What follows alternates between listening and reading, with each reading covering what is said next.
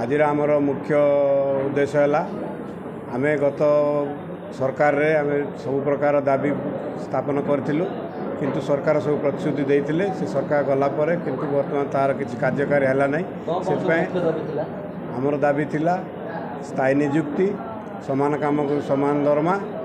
आउ डिसएंगेज जो मैंने कर रिइंस्टेट आउ जो मानकर एवं दुईटा सरकार ये कर जोटा कि कॉन्ट्रैक्चुअल आउटसोर्सिंग दी भाग कर दूसरी सीटा को सामान करेंगे से दाबी थिला किंतु ए वर्ष आमर राज्य सरकार राज्य नेतृमंडली 20 अगस्ट रे गोटे प्रेस मीट देते से माने 3टी आंदोलन रखाई तीनोटी दाबी आम रखाई से दाबी प्रथम दाबी होची जो माने आमर डिसएंगेज होती से मानक रिइंस्टेट हम आउ जो माने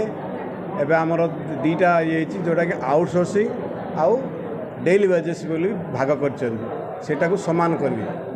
समान ये करेंगे आउ गोटे हूँ आम रेगुलाराइजेशन ये 3टी दाबी नहीं आम ए आसीचु आमर प्रत्येक राज्य यही आंदोलन ये हूँ प्रेस मीट होमर चली आपण मान जरिया आम माननीय मुख्यमंत्री को जनाऊँ जे आमर यही कुछित कथाटा को आम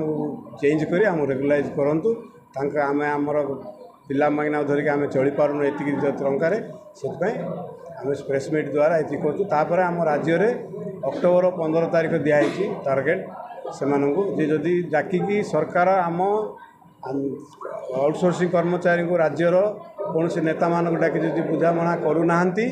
ताहले आम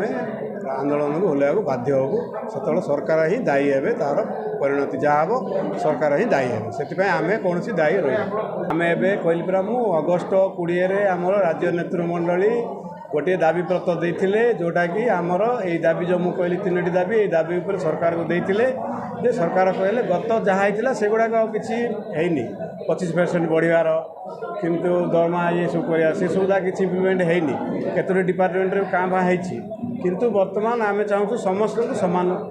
दरमा हम आ दरमा बढ़िया पड़ो आ जो से सब जगह एवं सरकार किसी मानुना एवं सरकार को आम दाबी देचु देकी टाइम दिखाई जे अक्टोबर 15 सुधा आमको डाकी किसी बुझामणा करूँ नहले आम आंदोलन को ओह्लैबू बोली चेतावनी दिखाई जदि ये जिला जाकर सब सरला आम राज्य नेतृमंडल डिसाइड करेंगे जे आम आगू